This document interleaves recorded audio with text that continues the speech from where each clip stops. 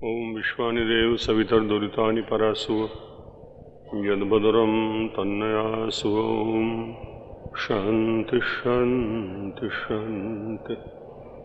कल्याणानां निधानं कलिमलमथनं पावनं पावनानां पाथेयं जन्मुमुक्षो सपदि परपदप्राप्तये प्रस्थितस्य विश्रामस्थानमेकं कविवरवचसां जीवनं सज्जनानां बीजं धर्मधर्मस्य प्रभवतु भवतां भूतैरामना।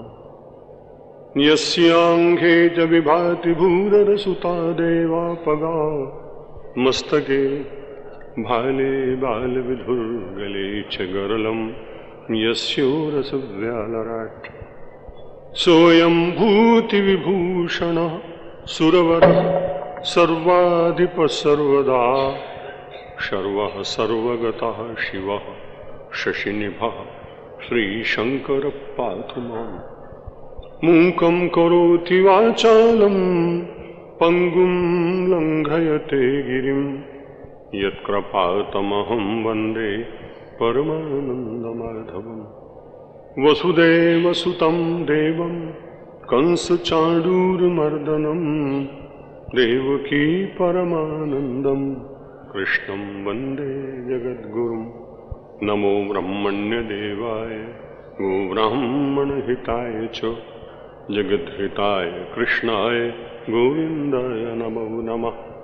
नारायणं नमस्कृत्य नरं चैव नरोत्तमं देवीं सरस्वतीं व्यासं ततो जयमुदीरये।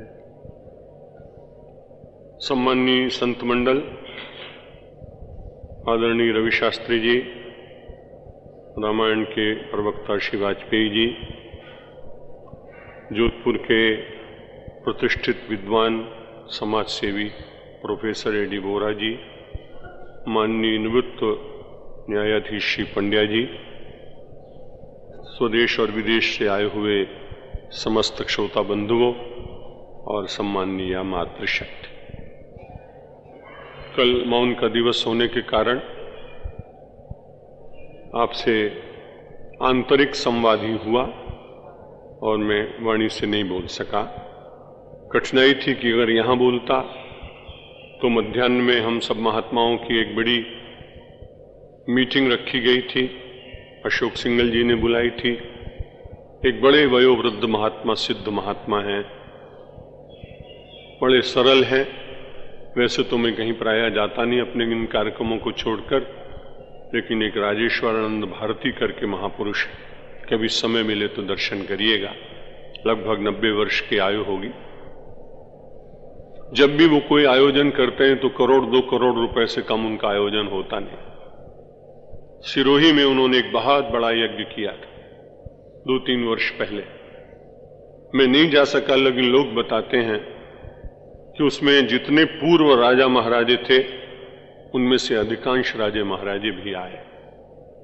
उन महापुरुष को सब लोग मानते हैं। कल भी मैं गया तो वैदिक ब्राह्मणों की वेद ध्वनि देख के बड़ा आनंद आया। मेरे प्रति बहुत उनका स्नेह। तो उन्होंने 5 व्यक्तियों को भेजा था कि स्वामी जी को इस बार जरूर आना चाहिए। तो उस महापुरुष का आदेश था, अगर मैं यहां बोलकर जाता तो मुझे वहां बोलना ही पड़ता। इसलिए हमने कहा कि हमारा मौन है। तो उन्होंने सबसे पहले पूछा कि आप वहां प्रवचन करके आए हैं क्या?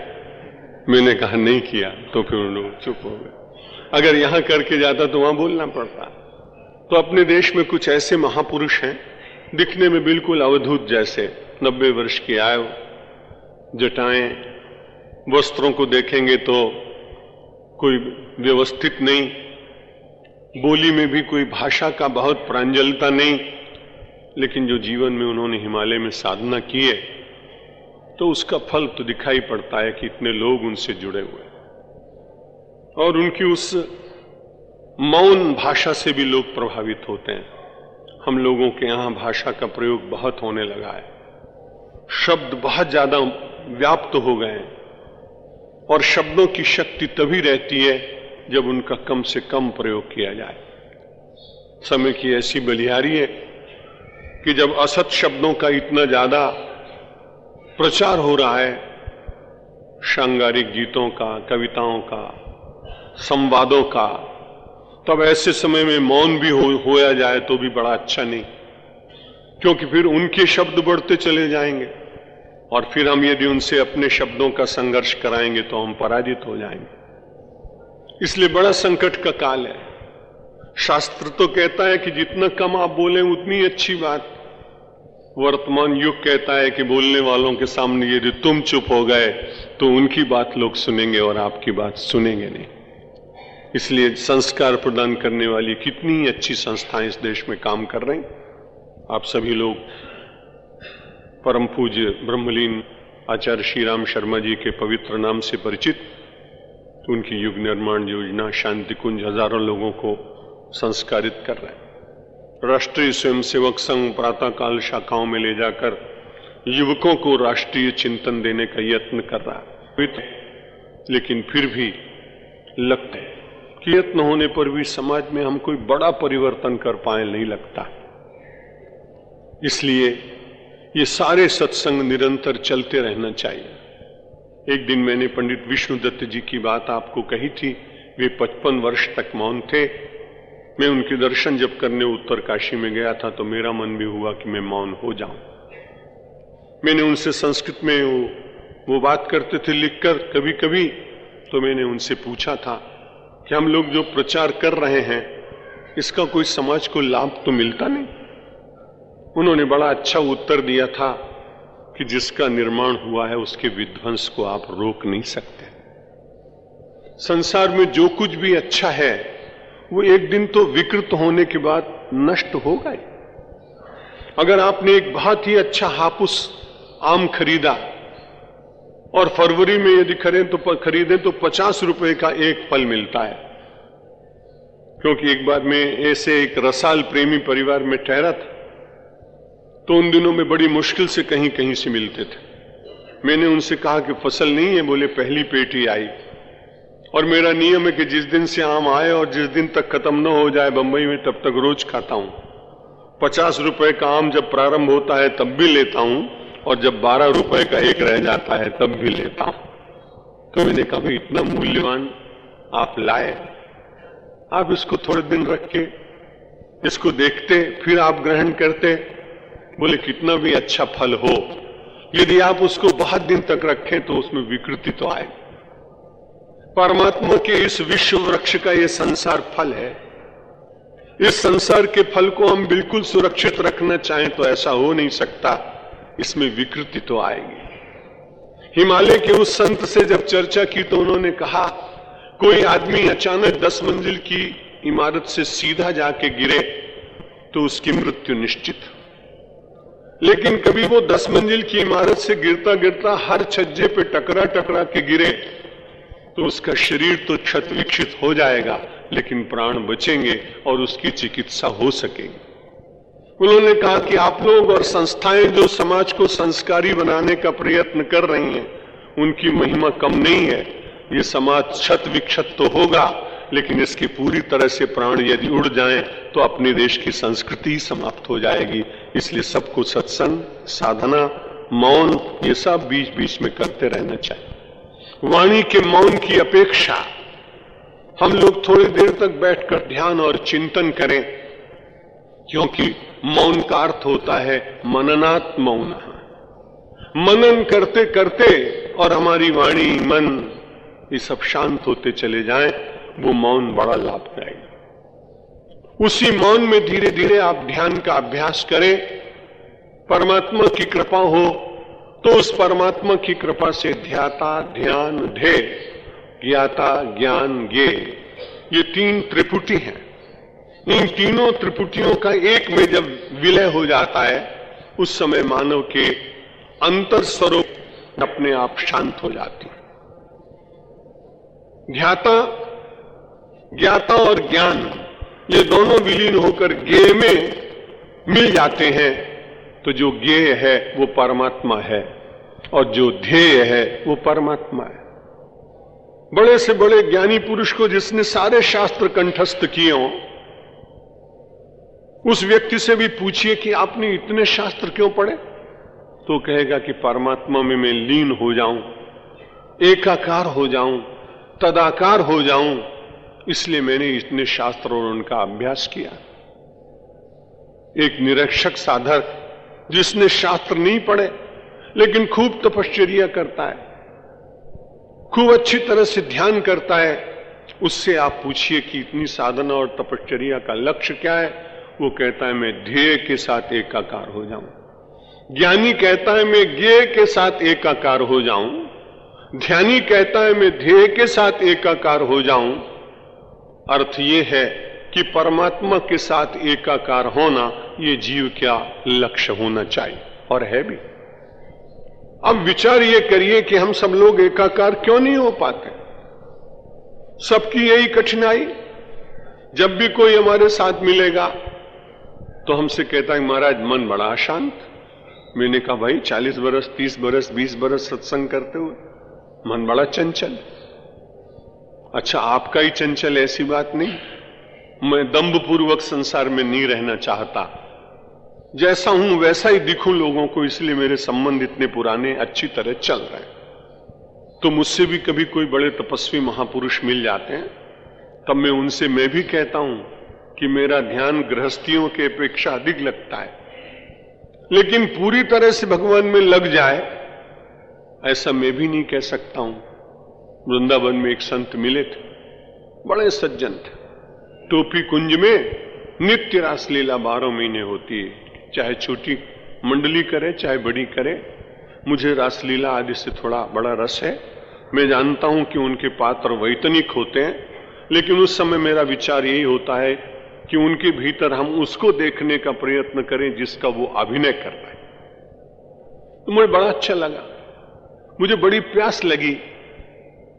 मैंने उस समय अपने किसी भी पार्षद को कहा कि मेरे पास पास मत बैठना, मैं सामान्य जनता के बीच में कहीं दूर जाके देखूंगा, देखने का रस आएगा, सुनने का रस आएगा। ब्रज का साहित्य बड़ा ललित है। मैं जल पीने गया बाहर, छोटी सी झोपड़ी, एक पुराने से संत सबको जल पिला रहे, मेरा उनका कोई परिचय नहीं। मेरा जल पिलाने के बाद उन्होंने कहा महाराज आप तो बड़े लोक प्रसिद्ध संत हैं, ऐसे छिपकर कैसे बैठ गए। मैंने कहा महाराज मेरा तो आपसे परिचय नहीं। बोला ये आवश्यक नहीं कि आपका जिससे परिचय हो उसका ही आपसे परिचय हो, आपका परिचय न होने पर भी आपसे किसी का परिचय हो सकता है। बड़ी अच्छी बात कही। उन्होंने कहा ये तो बड़ा अच्छा परोपकार का काम है कि आप खूब धर्म प्रचार करते हैं, लेकिन प्रायः ऐसा होता है कि बहुत ज्यादा धूल जमी हो और कई महीने के बाद अपना घर आप स्वयं स्वच्छ करें, तो 2-3 महीने के बाद जब घर स्वच्छ करते हैं तो धूल बहुत उड़ती है। अच्छे गृहस्थ लोग क्या करते हैं, माताएं क्या करती हैं कि एक हाथ से अपने मुंह में रुमाल लगाए रहती हैं कि कहीं दमा का रोग न हो जाए, श्वास न हो जाए, ये अपने भीतर मिट्टी न चली जाए, इसलिए एक हाथ से स्वच्छ करती हैं और दूसरे हाथ से अपने नाक और मुंह पर रुमाल लगा के रखती हैं। उस महापुरुष ने मुझे बड़ी अच्छी बात कही कि महाराज दूसरों का घर झाड़ते झाड़ते कभी ऐसा न हो जाए कि झाड़ू की वो उठने वाली धूल आपके अंतर में कहीं न चली जाए, इसलिए सावधान रहिएगा। बात बड़ी ठीक है। प्रत्येक समाज सुधारक को, प्रवक्ता को, युग निर्माण करने वाले और समाज निर्माण करने वाले व्यक्ति का अपना स्वयं के प्रति बड़ा दायित्व है कि दूसरे को स्वच्छ करते करते अपने भीतर की स्वच्छता नष्ट न होने पाए, नहीं तो जीवन का लक्ष्य ही दूर चला जाए। हम सब लोग तो अपने जीवन के पहले निर्माता होने चाहिए हमको, इसलिए ध्यान क्यों नहीं लगता है, ये बड़ा प्रश्न है। ध्यान इसलिए नहीं लगता है कि किसी न किसी नश्वर पदार्थ के साथ मेरी और आपकी गहरी आसक्ति होती है। आपके अपने स्वजनों के प्रति होती है, हमें प्रतिष्ठा के प्रति होती है, संस्थाओं के प्रति होती है, विद्यालयों के प्रति होती है, महाविद्यालयों के प्रति होती है, अनाथालय के प्रति होती है, विश्वविद्यालय के प्रति होती है।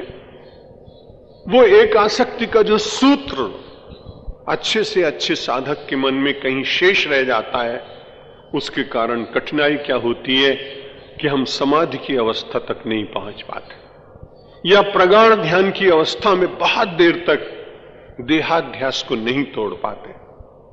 मैं जो चर्चा कर रहा हूं उसमें कथा भाग बहुत कम है, क्योंकि आप यहां साधना करने की दृष्टि से आए। 1 महीने आपने अधिक मास में यहां समय व्यतीत किया है। आप अपने परिवारों में जाएं तो जाने के बाद आपका ध्यान लगे।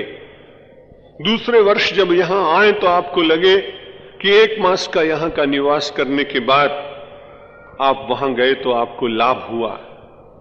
आजकल बड़े बड़े अधिकारियों को भी भले IAS हों, लेकिन 10-15 वर्ष के बाद या 5-7 वर्ष के बाद उनको कुछ नए कोर्स करने पड़ते हैं।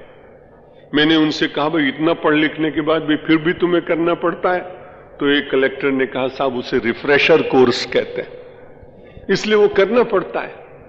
तो मैंने भी कहा कि हमारे जितने श्रोता हैं वो अपने यहां से जाने के बाद में साधना करें और अगले वर्ष फिर रिफ्रेशर कोर्स करने के लिए आप आइए, तो आपको लगे कि हमारी कुछ हिम्मत है।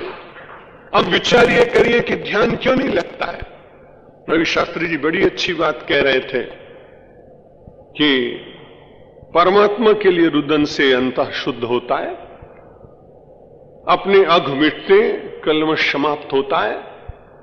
नारायण कवि एक बड़े प्राचीन संत हैं, उनके दोहे बड़े प्रचलित। उन्होंने भी कहा कि नारायण हरि भजन में ये पांचों न सुहात, विषय वस्तु निद्रा हंसी जगत प्रीति बहुबात। ये 5 बातें जैसे जैसे आपको ध्यान में आनंद आने लगेगा छोड़नी नहीं पड़ेंगी, अपने आप छूटती चली जाएंगी। कौन सी 5 बातें बताई नारायण स्वामी जी ने कि नारायण हरि भजन में ये पांचों न सुहात, ये 5 वस्तुएं अच्छी नहीं लगती। कौन सी? विषय वस्तु, संसार के पदार्थ, उनके बीच में रहना तो है आपको, जीवन गुजारना, लेकिन रसपूर्वक आप उनको ग्रहण नहीं करेंगे, जीवन चलाने के लिए ही करेंगे। पदार्थ जीवन चलाने के लिए हो तब तो ठीक है, लेकिन जीवन पदार्थों के लिए हो, बस वही कठिनाई है। चैतन्य के ऊपर जड़ का आक्रमण जब इतना भयंकर हो जाता है कि जड़ता चैतन्य को पराजित कर देती है, तो जड़ता प्रसन्न होती है और चैतन्य उदास हो जाता है। परम चैतन्य परमात्मा से संपूर्ण संबंध स्थापित करने के लिए परमेश्वर ने मुझे आपको भेजा, इसलिए अपने मन को बार बार लाओ। रे रे मानस भृंग मां कुरु मुधा, झंकार कोलाहलम निशिब्दम हरिपाद फुल्ल कमले माध्वीकमास्वादय। तस्मिन् सर्वतृषापहारिणि चिदा नंदे मरंदे सकृत निष्पीते क्वनुते प्रयास्यति लयम साहंकृति झंकृति। एक संस्कृत का विद्वान ध्यान करने वाला अपने मन को कह रहा है, अरे मेरे मन, रे रे मानस भृंग। भौरे का स्वभाव होता है, वो दिन भर गुनगुनाता ही रहता है। वो अपने मन रूपी भृंग को कह रहा है, तू जरा शांत हो जा। रे रे मानस भृंग मां कुरु मुधा, झंकार कोलाहलम। संसार के कोलाहल को अंतर ले जाने के बाद यहां भी तू कोलाहल कर रहा है, शांत हो जा। और उस भौरे को विकल्प दिया उन्होंने कि हरिपाद फुल्ल कमलम, परमात्मा के खिले हुए चरणों के ऊपर मन रूपी भौरे को बिठाइए। भौरे का ये बड़ा विचित्र स्वभाव है कि कमल के पास जाकर उसका गुंजाना बंद हो जाता है। कभी कभी बेचारा संकट में भी पड़ता है। अगर सूर्यास्त के समय अपने गुंजार को बंद करके कमल में बंद हो जाए तो कई बार हाथी उसे खा भी जाता है। रे रे मानस भृंग माकुर मुधा, झंकार कोलाहलम निशब्दम। जब ध्यान करें तो अपने अनहद नाद को सुनने की चेष्टा करिए। बाहर के नाद तो बहुत सुने, भीतर से भी एक निरंतर ध्वनि निकलती है। यदि आप प्रारंभ करेंगे तो पहले तो अपने भीतर से एक ही शब्द सुनाई पड़ेगा, प्रश्नवाचक। वो बार बार ध्वनि में से उत्तर आएगा, कोहम, कोहम, कोहम। यदि आप फिर खूब दिनों तक ध्यान करते रहे और परमात्मा के चरणारविंद पर मन रूपी भ्रमर को बार बार बिठाने का प्रयत्न करते रहे, तो निःशब्दम हरिपाद पुल्ल कमले माध्वीकमास्वादय। संसार के तो पता नहीं कितने मधुओं का तूने स्वाद लिया। हमारे हरिवंश राय बच्चन जी, मैं बचपन में पढ़ा करता था प्रयाग में, तब उनकी मधुशाला बहुत प्रचलित थी। और वो जब गाते थे तो जिन्होंने पीना नहीं शुरू किया तब वो भी दूसरे दिन शुरू कर देते थे, क्योंकि वो ऐसी बात कह देते थे कि लोग कहते कि युद्ध कराते मंदिर मस्जिद और प्यार कराती मधुशाला। तो लोगों को ऐसा लगने लगता, लेकिन वे सारे अपने जीवन को नष्ट करते हैं। संसार का बाहरी मधु कितने दिन तक मधुरता दे सकता है? उसमें तो मक्खियां भिनभिनाने लगती, वो तो काल पाकर के अपने आप ही विकृत हो जाता है। लेकिन परमात्मा के चरणारविंदों से निश्चित होने वाला मधु आज तक कभी त्रिकाल में विकृत हुआ हो ऐसा कोई प्रमाण मिलता नहीं। इसलिए अपने मन को समझाते हुए वो कहता है, निःशब्दम, बाहर के शब्द बंद करो, अंतर का शब्द सुनो। पहले कोहम सुनाई पड़ेगा, फिर परमात्मा के चरणों में बार बार ले जाने की चेष्टा करेंगे, तो उसके बाद वही कोहम बदलकर आपके भीतर से निकलेगा, सोहम, सोहम, सोहम। आप भगवान शंकर के उपासक हैं तो आएगा मन में से शिवोहम। अगर आप परमात्मा के सगुण साकार के भक्त हैं तो आएगा दासोहम, दासोहम, दासोहम। आपकी जितनी उपाधियां वे सब नष्ट हो जाएंगे, और उपाधियों के नष्ट हो जाने से आदमी अपने आप आदि व्याधि और उपाधि से रहित होकर फिर केवल परमात्मा के ही पावन प्रसाद का अधिकारी बन जाता है। निःशब्दम हरिपाद फुल्ल कमले माध्वी कमास्वादय। मन को समझाते हुए साधक ने कहा, एक बार तो पियो। निष्पीते क्वनुते प्रयास्यति लयम साहंकृति झंकृति। जो झंकृति है मन रूपी मधुकर की, वो केवल अहंकार की झंकृति। सितार में से तो अलग अलग तार बजाने के बाद कोई अलग अलग झंकृति निकलती है। क्षमा करिएगा, हमारे और जीवन और आपके जीवन के सितार में से केवल एक ही झंकृति निकलती है, और उसका नाम है अहंकृति। अहंकृति की झंकृति जिस दिन बंद हो जाएगी, उस दिन ध्यान लगाना थोड़ी पड़ेगा, ध्यान अपने आप लग जाएगा। रे रे मानस भृंग मां कुरु मुधा झंकार कोलाहलम निःशब्दम हरिपाद फुल्ल कमले माध्वी कमास्वादय। तस्मिन् सर्वतृषा पहारिणि चिदानंदे मरंदे सकृत निष्पीते क्वनुते प्रयास्यति लयम साहंकृति झंकृति। जब परमात्मा के चरणारविंद पर मन रूपी मधुकर को बिठा दिया और वहां से शाश्वत मधु का आनंद वो प्राप्त करने लगा, तो मैंने अभी निवेदन किया, दुनिया के सितारों में अलग अलग झंकृति, मानव के जीवन के सितार की केवल एक झंकृति, और उसका नाम अहंकृति। यदि उसमें से अहंकृति निकल गई तो जितनी भी कृति है वो सब परमात्मा की कृति होगी, विकृति निकल जाएगी, कृति में आप जिएंगे, जीवन धन्य हो जाएगा। अब तो लोचन चातक जिन कर राखे राहें जलधर अभिलाके। सुनिए माननीय राजेश्वरानंद सरस्वती जी से। कल भी मैं आपके सामने पुनः अपने शब्द प्रसून आपको चढ़ाऊंगा, लेकिन मुझे परसों विदेश यात्रा के लिए तैयारी से जाना है, इसलिए मैं सवेरे आश्रम में सब लोगों को 5 बजे मिलूंगा भोर में, और 5 बजे मिलकर और 6 बजे प्रस्थान करूंगा। मार्ग में मध्य प्रदेश में 2 दिन रुककर मुझे लंदन और अमेरिका के प्रवास पर जाना है। 25 जुलाई को लगभग लौट के आएंगे। गुरु पूर्णिमा यहीं मनाई जाएगी प्रतिवर्ष ही मनाएंगे, क्योंकि जो पैसे वाले लोग हैं वो तो लंदन से आ सकते हैं, लेकिन अपना देश तो गरीब देश है, इसलिए वो लोग सब लंदन जा नहीं सकते, वीसा भी देते नहीं वो लोग, इसलिए यही हर साल गुरु पूर्णिमा हुआ करेगी।